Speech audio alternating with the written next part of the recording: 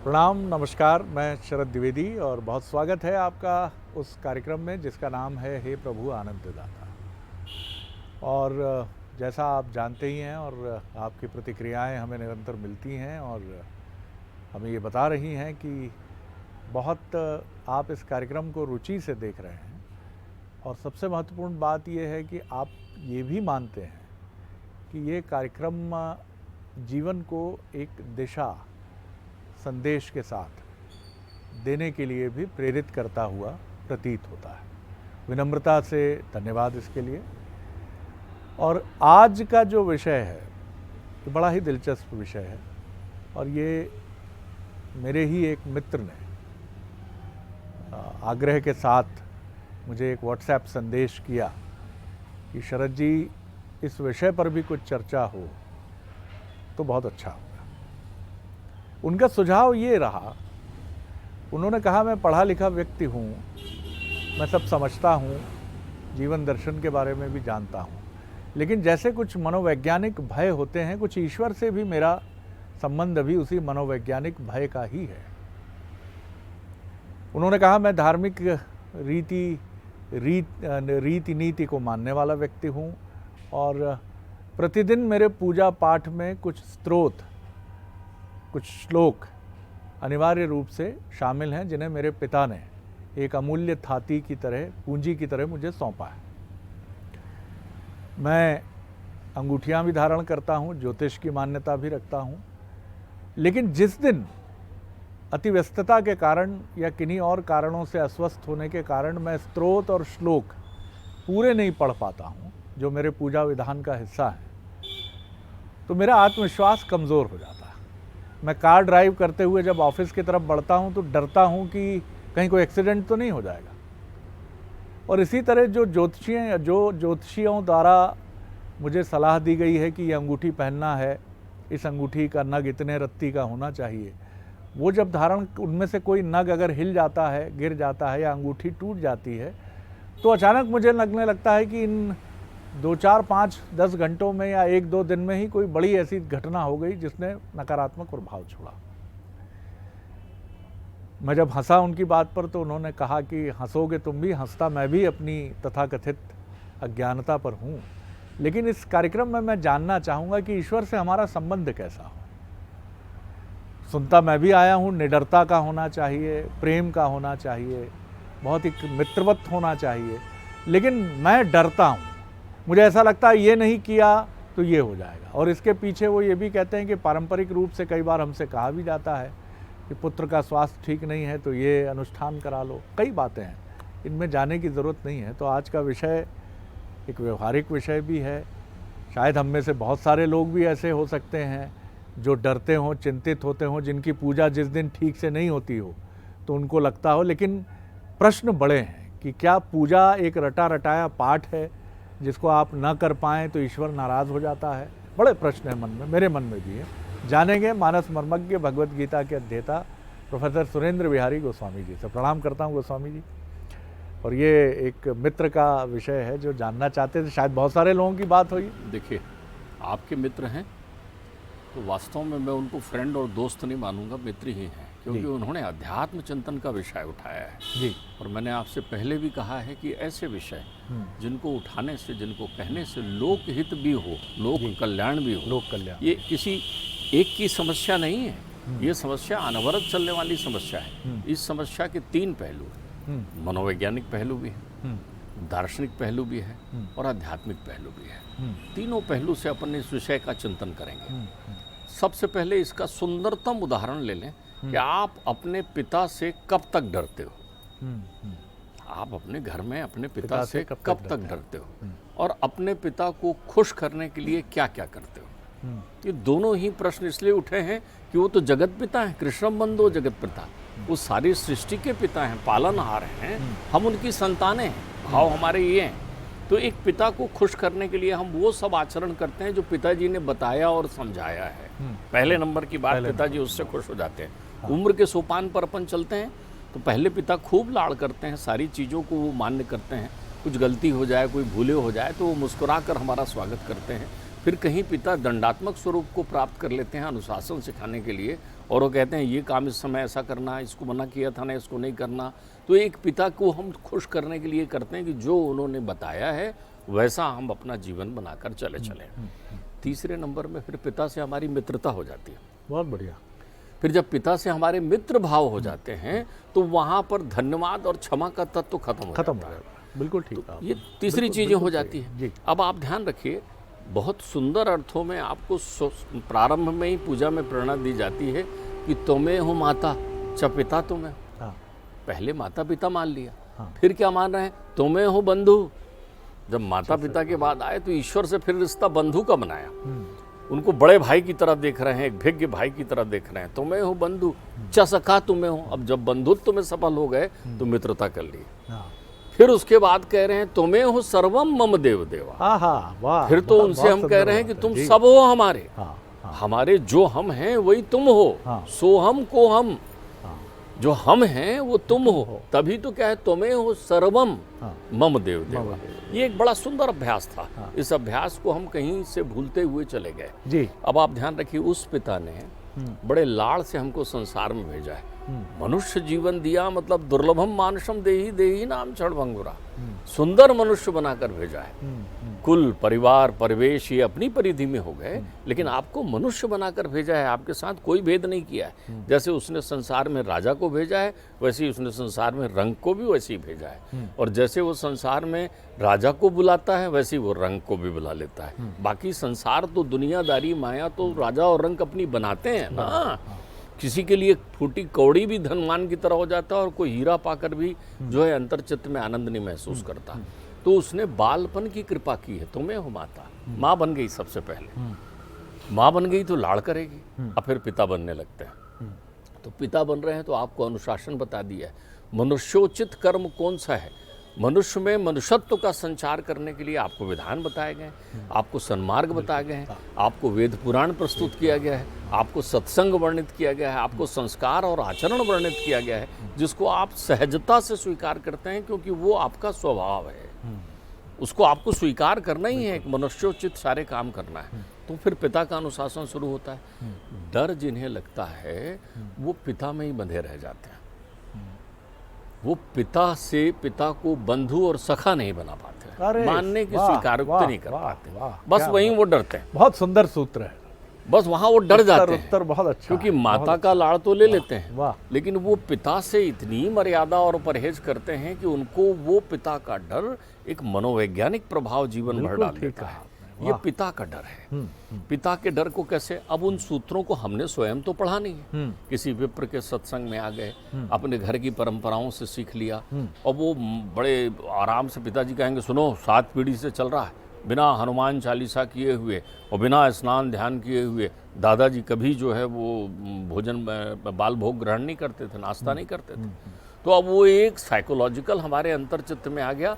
तो जिस दिन हम बिना नहाए नाश्ता कर लेते हैं, उस दिन हमें लगता है कि हमने अपनी परंपरा और पिता के आचरण को छोड़ दिया। ये मनोवैज्ञानिक एक मनोवैज्ञानिक प्रक्रिया आ गई। आप ध्यान रखिए, कोई आदमी घर से चलते समय तुलसी को प्रणाम करते हुए चलता है, अपने माता पिता की तस्वीर को नमस्कार करते हुए चलता है, अपने माँ के प्रणाम करते हुए चलता है। एक अपना नहीं, उसकी खुद की मनोवैज्ञानिक धारणा वो एक बना लेता है जी। जो चीज वो धारण कर लेता है, आत्मसात चित्त में चिपक गई ना। तो अब आप ध्यान रखिए, जैसे कोई अखाड़े में जाता है तो उसे मालूम है कि रोज मैं 50 दंड करूंगा ही। अगर वो 50 दंड किसी दिन अखाड़े में नहीं करता तो उसको दिन भर ये लगा रहता है आज मैंने 30 ही किए, 50 नहीं कर पाया, या आज मैं अखाड़े नहीं जा पाया। हुआ कुछ नहीं उससे, हुआ कुछ नहीं। देखिए, परमात्मा तो तुम्हारे साथ साक्षीभूता हमेशा है। जैसे ही आप ये चिंतन करते हो कि हे परमात्मा, आज मैंने तुम्हें ध्यान नहीं किया, पूजा नहीं की, वैसे पूजा से 4 गुना ज्यादा फल तुरंत परमात्मा तुम्हें दे देते हैं, क्योंकि वो तो मनदर्शी है ना। जी। आप किसको दिखाने के लिए सोच रहे हो? भाई मैंने आपसे कहा ना कि हाथ जोड़ा नहीं कि संसार आपके सामने आ गया। अरे परमात्मा, जब आपको लगता है कि कोई आपको नहीं देख रहा है, जब भी आपको लगे कि मुझे अब कोई नहीं देख रहा है, तब वो जरूर देख रहा होता है। वाह। तब वो जरूर देख रहा होता है, और आपके सबसे सन्निकट अनुभूति का विषय होता है। जब आपको उनका ध्यान, गाड़ी चलाते हुए ध्यान आया कि अरे आज माला पूरी नहीं हुई, अरे परमात्मा बगल में बैठे हैं, आज वही माला बनकर तुम्हारे गले में बैठ गए हैं, तुम्हारी शोभा हार बन चुके हैं। तो ये हमारा एक मनोवैज्ञानिक, जिसको उदासीनता है कहें, मनोवैज्ञानिक यानी विज्ञान के वक्रा में अपन देखें तो उदासीनता वक्र की तुलना में अपन मान लें, ये हमारा एक हट है। पूजा भी एक हट है। बहुत सारे लोग जो हैं उनका तय है कि आज मैं तो साहब 1.5 घंटे पूजा करता हूँ। अब वो पूजा ना कर रहे हो, घड़ी देखने लगते हैं कि 1.5 घंटा हुआ कि नहीं हुआ। ये पूजा नहीं। जिस पल आप अंतर चिंतन से शुद्ध होकर, इसीलिए कपिल मुनि ने अपने सांख्य दर्शन में मानसी पूजा को श्रेष्ठ बताया है। इसीलिए आचार्य शंकर जानते थे कि जब परिधि बढ़ेगी, दुनिया बढ़ जाएगी, माया मोह का संसार बढ़ जाएगा, तो फिर क्या करोगे, कैसे आप उनकी आराधना करोगे। तो उन्होंने भी मानसी पूजा का विधान बताया है कि तुम अपनी आत्मा को ही परमेश्वर मान लो, तुम अपने प्राण को ही उनके गण मान लो। ये भाव होने चाहिए। तो सबसे पहले तो ये है। एक और सुंदर बात बताऊं, पिताश्री ये बात कहा करते थे कि मुझे याद आता है कि कभी जीवन में मेरे कुछ प्रतिकूलता आई, कहीं जीवन में कष्ट आया, कुछ बीमारियां आई, कोई अपनी प्रक्रिया आ गई जी। तो पिताश्री ने मुझे कहा तुम एक काम करो, रोज 108 बार रोज हनुमान चालीसा का पाठ करो। अब देखिए वो बड़े मनोयोगी थे, दार्शनिक थे। उन्हें लगा इससे 2 फायदा हो जाएगा। एक, मुझे लग जाएगा कि मैं कुछ कर रहा हूँ। दूसरा, मुझे ये अनुभूति होने लगेगी कि मेरे कष्ट अब पालनहार के पास पहुँच गए हैं। और तीसरा, फलश्रुति मुझे आशावान बना देगी और वो समय पास कर देगी, उतना समय गुजर जाएगा।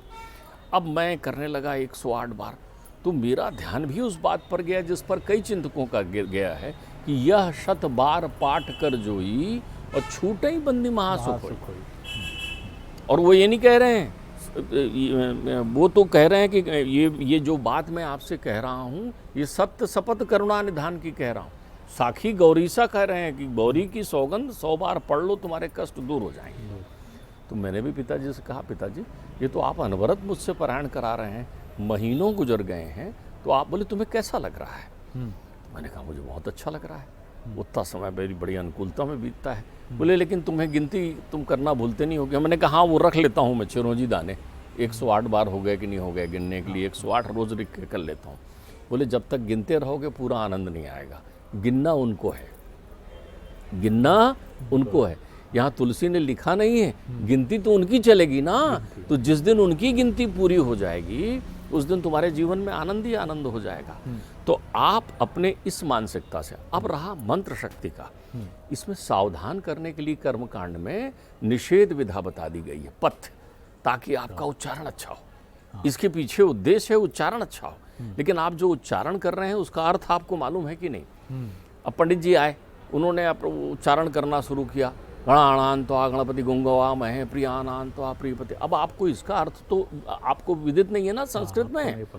तो आप तो केवल उस मंत्र को सुन रहे हैं और आपको लग रहा है कि अब गणेश जी जो है, जैसा इतना सुंदर लास्य भाव में लिखा हुआ रावण का स्त्रोत है, आर्त भाव से पुकारता रावण, रावण जो है आर्त भाव में है, उसका हाथ दबा दिया है परमात्मा ने। वो कैलाश को उठाने का प्रयत्न कर रहा था और परमात्मा ने अपना एक अपने दाहिने पैर की उंगली रख दी है, अंगूठा, तो दब गया है। वो दबा है तो करुणा में गा रहा है, वो करुणा में। कितने सुंदर, कभी आप उसके अर्थ देखिए, जटाटवी गलज्ज्वला प्रवाह पावतस्थले गले वलंबलंबिता भुजंग तुंग मालिकाम डमट डमट डमट डमन निनाद वड्डमरवयम चकार चंड तांडवम तनोतु ना शिवा शिवम। वो लास्य भाव में, आर्त भाव में गा रहा है। लेकिन अब लोगों को लगता है तांडव स्त्रोत, वो जटाटवी गलज्ज्वला, वो अपने भाव में गाते हैं लोग। तो आपको उनके मूल अर्थ नहीं मालूम कि कितनी सुंदर बात कह रही है कि जिनकी जटा ऐसी बनी हुई है जिसमें से गंगा प्रवाहित हो रही है, उसमें कितना लास्य है कि आप ही तो प्रसन्न करने के लिए कर रहा है, प्रसन्न करने के लिए मुझे बख्शो प्रभु। आप जो है उसके कारण ही उनको जो है 2 नाम मिले, रावण नाम मिला, रावणा यानी रोता हुआ बालक, और दूसरा उनको लंका मिल गई, लंका दे दिया परमात्मा ने, ले जा लंका ले जा उसमें। तो सवाल ये है कि हमारे यहाँ निषेध क्यों बना दिए गए हैं, ताकि आप उन अर्थों को समझ सकें। वृत्तासुर का प्रसंग आता है बड़ा सुंदर मंत्र महिमा के लिए श्रीमद् भागवत में जी, बड़ा सुंदर। वृत्तासुर जो हैं त्वष्टा प्रजापति के द्वारा उत्पन्न जो हैं वो होते हैं, इंद्र जो है उनके पुत्र विश्वरूप का जो है सिरोच्छेदन कर देते हैं, वध कर देते हैं, तो उससे नाराज होकर के वो इंद्र को नष्ट करने के लिए यज्ञ करते हैं, अविशार यज्ञ। वहाँ से वृत्तासुर प्रकट होता है। अब देखिए वहाँ पर मंत्र की बड़ी सुंदर बात बताई गई है। वो मंत्र पढ़वाना चाह रहे थे, इंद्र शत्रु विवृद्धस्तु, इंद्र का जो शत्रु हो वो उत्पन्न हो। अच्छा। इंद्र का शत्रु उत्पन्न हो। हाँ। लेकिन देखिए होता उच्चारण क्या कर रहा है, उदात्त को अनुदात्त कर दे रहा है।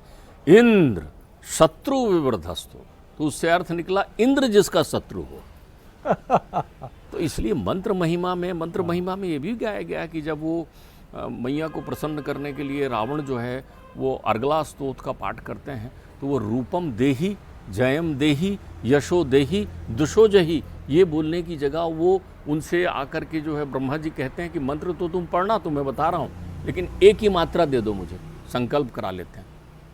संत कथा है, देखिए एक ही मात्रा ले लिए उनसे, तो एक ही मात्रा ले लिए, यानी उनने दान कर दिया। अब ए नहीं बोलेंगे, तो वो कहे रूपम दही, जयम दही, दही का अर्थ होता है विनाश। अरे मेरे रूप का विनाश हो जाए, मेरे यश का विनाश हो जाए, मेरे वैभव का विनाश हो जाए, वो भगवती से मांग रहे हैं। अब ये देवी लीला है कर्मकांड की, लेकिन आप इस बात के लिए आश्वस्त रहें कि आप कोई भी मंत्र, कोई भी पाठ पढ़ रहे हो, तो आपके अंतर चिंतन में परमात्मा माता पिता बंधु सखा के रूप में बैठे हो।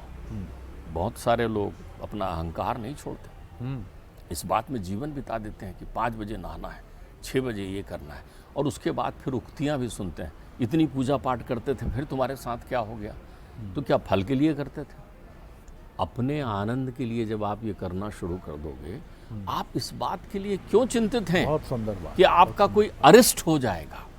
देखिए एक सूत्र तो बहुत सुंदर ये मिला है कि क्या आप आनंद के लिए करते हैं और क्या आपको आनंद की अनुभूति होती है। ये बहुत सुंदर सूत्र है, और अगर ऐसा नहीं हो रहा है तो ये डर का संबंध है, जैसा बहुत सुंदर पिता के दृष्टांत से, उदाहरण से प्रोफेसर गोस्वामी जी ने हमें बताया है कि आप अगर पिता के मित्र और सखा नहीं हुए एक निश्चित आयु के बाद, पिता के प्रयासों के बाद भी या उनके प्रयास न किए जाने के बाद भी, तो इसका मतलब है ये एक किस्म की अज्ञानता है, मनोवैज्ञानिक बाध्यता है आपके भीतर, और इससे मुक्त आप जब तक नहीं होंगे तब तक न मुक्ति का आनंद है, न ईश्वर भक्ति का वो ऐसा अद्भुत रस है जिसको शायद हम और आप कभी अनुभव नहीं कर पाएंगे। देखिए मैं आपको एक बात और बताऊं, जो लोग नियमित पूजा करते हैं बहुत अच्छी बात है, निश्चित समय तक पूजा करते हैं और अच्छी बात है, निश्चित प्रक्रिया को पूरा करते हैं और अच्छी बात है। देखिए ये तो अभ्यास है, जैसे जैसे एक्सरसाइज करेंगे वैसे वैसे आपका शरीर सौष्ठव प्राप्त करेगा, वैसे जैसे जैसे आप अध्यात्म के इस पथ में जाएंगे उतनी गहराई का आनंद आपको मिलेगा। लेकिन ये सब कुछ करते समय आपके अंतर्चित्त में क्या एकाग्र भाव होता है परमात्मा के प्रति? क्या दुनिया तो नहीं रहती है आपके मन में? आप पाठ करते करते ऐसा कोई चीज़ को जिद में बैठे हैं कि मुझे ये पूरा पाठ करना है, उसी बीच में एक फ़ोन आता है, फ़ोन भी उठा के कहते हैं अभी मैं पूजा में हूँ, थोड़ी देर से फिर लगाता हूँ, और फिर पाठ करते हैं, और फिर बोलते हैं अरे सुनो जरा उसका फ़ोन आया तो उसको ये बता देना कि मैं ये कर रहा हूँ, और फिर आप करते हैं। उससे सुंदरतम ये है कि आप अपने जीवन के दैनंदिनी के सारे कार्य आनंद के साथ करिए, ताकि आप तनाव में घर से बाहर ना निकलें। मैं तो दूसरी बात कहता हूँ, मन में लगा है ना ये मैं किए भी ना निकल रहा हूँ, ठीक नहीं है, छोड़ फिर दुनिया को, वही कर ले, वो भी एक आनंद देगा तुझे, दुनिया में कुछ गड़बड़ नहीं होगा, करके तो देख, उसी में रम जा, कर ले। जब तेरे को वो करना है, मन में एक भाव आ रहे हैं तो करना। तो ये प्रक्रियाएं ऐसी हैं कि जो आपके अंतर चिंतन की आपका अनुराग बना हुआ है कि नहीं, बिल्कुल सही, आपके चित्त में एकाग्रता है कि नहीं। तो अगर आप एकाग्रता में हैं तो फिर तो आप ये देखिए बहुत सारे लोग ऐसे भी होते हैं, मुझे ऐसे भी लोग मिले जो कहते हैं पाठ मुझे कंठस्थ हो गया है तो मैं गाड़ी चलाते चलाते पाठ करते चलता हूँ, यदि मैं पाठ पूरा नहीं कर पाता तो। ये भी विधा बहुत अच्छी है, लेकिन मैं आपसे एक दूसरी बात कहता हूँ। दूसरी बात इसलिए कहता हूँ कि गाड़ी चलाते समय कहीं आप पाठ कर रहे हैं या कामकाज के बीच में पाठ कर रहे हैं तो फिर विषयांतर होने का भय होगा, फिर आप अपने कर्म में एकाग्र नहीं हो पाएंगे। आपने जिस पल सोचा, आप एक क्षण के लिए रुक जाएं और परमात्मा के पास, मानसी पूजा श्रेष्ठतम पूजा, आप परमात्मा से आंख बंद करके कहें कि हे परमात्मा, आज मैंने स्नान नहीं किया है और आज मुझे भोग ग्रहण करना है, तो लीजिए ना आप भोग, पहले आप भोग ग्रहण कर लीजिए, फिर मुझे भोग ग्रहण करने की अनुमति प्रदान करिए। तो ये भाव आप लाएंगे तो मना शुद्धेन विद्यते, आपका जितना मन इस रूप में आर्त भाव में आ जाएगा, रसीला होता चला जाएगा, रस और आनंद का रस आएगा। रस ही ब्रह्म है, ध्यान रख लेना आप, बिल्कुल वेदों ने कहा हुआ है।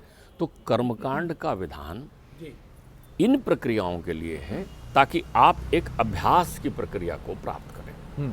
और उसके बाद जब पिताजी कराते हैं ना, रोज 5 बजे दुकान खोलने चले जाना, रोज 7 बजे ये कर देना, रोज 9 बजे ये कर देना, हम करते रहते हैं, करते करते हमारी आदत में आ जाता है। लेकिन अगर हम किसी दिन नहीं भी जा पाए तो धीरे से ठिठोली करके पिताजी से कहो ना, पिताजी आज मैं पहुंच नहीं पा रहा हूँ सवेरे, तो उत्तर सुनो पिताजी का, कोई बात नहीं बेटा, तू चिंता नहीं कर, मैं देख लेता हूँ। तो आप उनके साथ ऐसा सखा भाव तो लाओ, सही, क्योंकि वही तुम्हें वो विद्या च द्रविणम तुम्हें, वो साथ में ये भी कहते हैं। बहुत सुंदर बात आपने कही है। और इसी बिंदु पर इस बातचीत को हम विराम की तरफ ले जाते हैं कि संबंधों में भय और डर तभी होता है जब या तो वो पूरी तरह से निष्पक्ष नहीं होते हैं, निष्कलुष नहीं होते हैं, और जिनमें राग और वीतराग, राग तो बहुत अधिक ही होगा, वीतराग होता तब तो कोई बात ही नहीं थी। कुछ गोस्वामी जी कह लें, फिर मैं कंक्लूड। मैं आपकी संबंधों पर एक बात बता दूं, परमात्मा से संबंध संसार का नहीं होता, आदमीता का होता है। तो आप ये समझ लें कि आपने उन्हें तुम्हें ही सर्वम मान लिया है कि नहीं। यदि सर्वम हो गए हैं तो आपके साथ सब पहलू पर खड़े हैं। यही एक मनोवैज्ञानिक अवरोध है कि आपका हमारा रिश्ता ईश्वर से भय का क्यों हो जाता है। इसलिए हो जाता है कि कहीं ना कहीं हम जिस तरह से सांसारिक चीज़ों को हासिल करने के लिए हम कई बार झीकते हैं, दफ्तर समय पर नहीं पहुंच पाए, बॉस का डर लगता है, ट्रैफिक का वायलेशन किया तो पुलिस का डर लगता है, घर में अपने दायित्वों को पूरा नहीं कर पाए तो पत्नी, बच्चों, नाते रिश्तेदारों से भय लगता है। तो ये भय जो है, ये इससे भयानक कुछ नहीं है। भय हमारे चरित्र को बदल देता है। एक अच्छा भला व्यक्ति भय की वजह से क्या हो जाता है, ये आपने हमने सब ने देखा है। और ये भय हमसे कई बार ये क्रोध का रूप ले लेता है, कई बार ये नैराश्य का रूप ले लेता है, और कई बार मनोवैज्ञानिक विकारों का इतना बड़ा आकार बन जाता है जिसके पीछे हम छिप जाते हैं। तो ईश्वर एक ऐसा संबंध है, एक ऐसा रिश्ता है जहाँ भय सूक्ष्म मात्र भी नहीं होना चाहिए। मानसी पूजा, मैं एक बार फिर स्पष्ट कर दूं कि जहाँ आपने कहा कि संसार का श्रेष्ठ पुष्प समर्पित सोचकर मिल गया, उधर मिल गया, ये सर्वश्रेष्ठ भोग समर्पित मिल गया। कई बार हम पहले भी चर्चा कर चुके हैं, आप अस्वस्थ होते हैं, नहीं कर पाते हैं पूजा, लेकिन आपने सोचा और तत्क्षण उधर पहुंचा, ऐसी मान्यता हमारे विधानों में है। तो उन्मुक्त रहिए, ईश्वर से एक उन्मुक्त संबंध बनाइए, एक बिल्कुल खुला संबंध बनाइए, पिता पुत्र का, माता और पुत्री का संबंध बनाइए। और हरिवंश राय बच्चन की ये पंक्ति मुझे याद आती है जो बहुत साहस से भरी है, और मुझे लगता है कि ईश्वर से हमारे संबंध, इसका कोई और अर्थ मत लगाइएगा। उनकी ये कविता की पंक्ति कहती है कि पाप हो या पुण्य हो, पाप हो या पुण्य हो, कुछ भी किया नहीं मैंने आधे हृदय से। क्या आत्मविश्वास है सर। पाप और पुण्य की परिभाषा में मत उलझ जाइएगा, इसके भाव को महसूस करिएगा कि जीवन में आधे हृदय से मैं कुछ नहीं करता साहब, आप देखते रहिए उसको अपने चश्मे से, लेकिन मैं जो भी करता हूँ संपूर्ण मन से करता हूँ। तो संपूर्ण मन से करें, कार्य कोई भी हो, ऑफिस का हो, समाज का हो, राजनीति का हो, घर का हो, तंत्र का हो, उसमें अवश्य सफलता मिलती है जब आप एकाग्र भाव से निर्भय होकर उसमें प्रवेश करते हैं। बहुत धन्यवाद, प्रणाम करता हूँ आपको, और अगली बार एक और नए विषय को लेकर आपसे मिलेंगे। अनुमति दीजिए, प्रणाम।